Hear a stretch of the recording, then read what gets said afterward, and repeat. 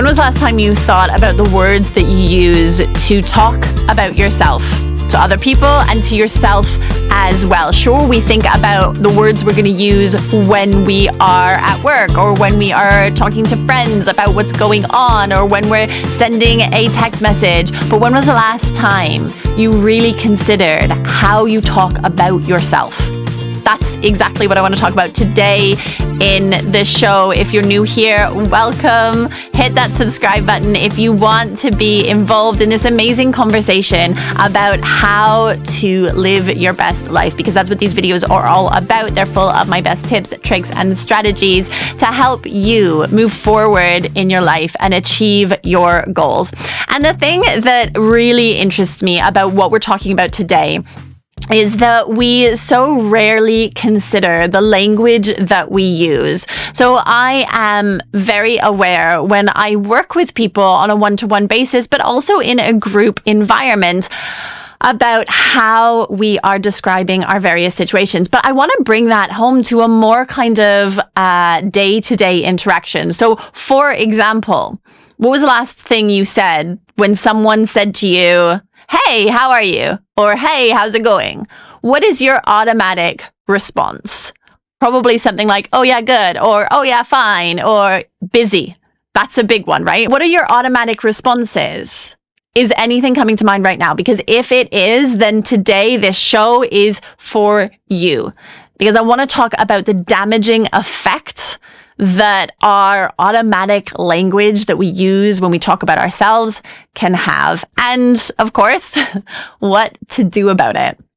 So taking that as a standard example, well, when someone asks you how you are, it is an opportunity. It's an invitation for you to actually reflect on that. So why not embrace that invitation? We talk about reflection all the time. We talk about journaling. We talk about considering what's going on in our emotional landscape.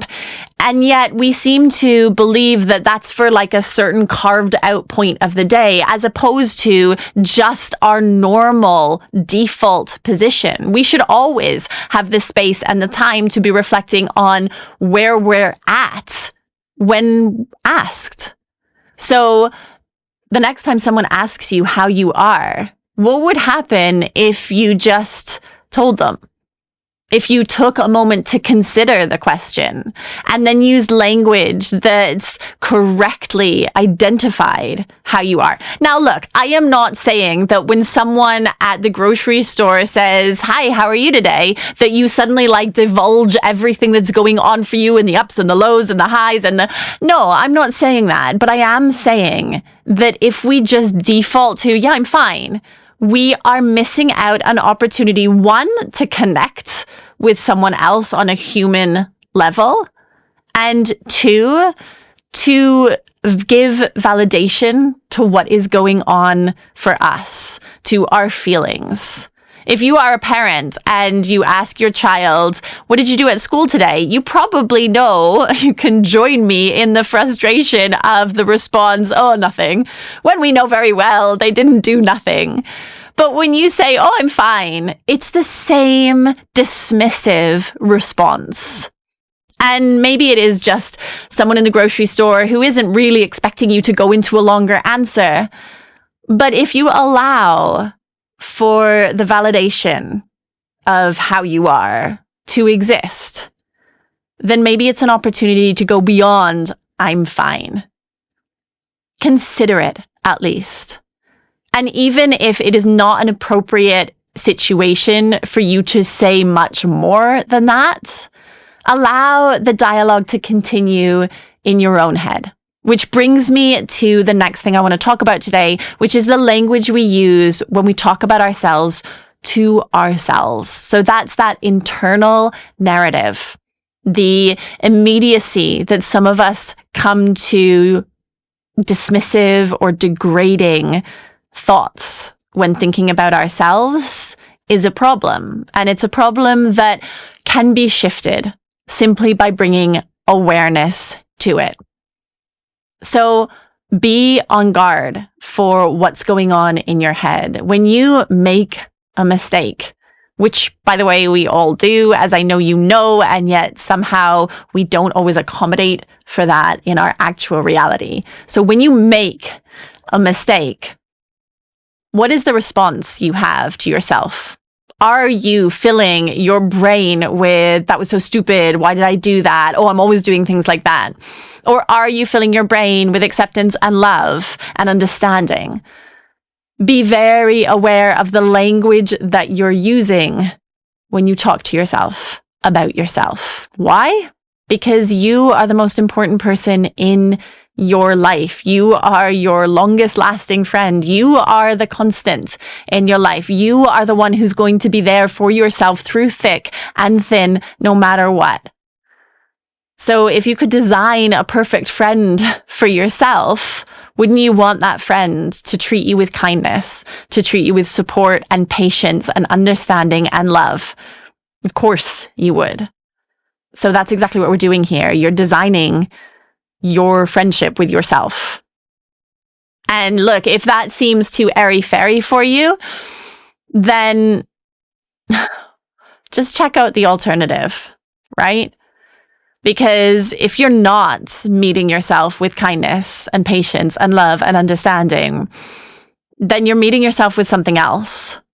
Impatience, dismissiveness, unkindness, unfriendliness, anger, violence. All of the thoughts in your head are in there. Why not choose to make them positive? Why not choose to speak to yourself with the love and kindness that you deserve? Which brings me to the third point. When you change the way you speak about yourself to yourself, it will change how other people perceive you.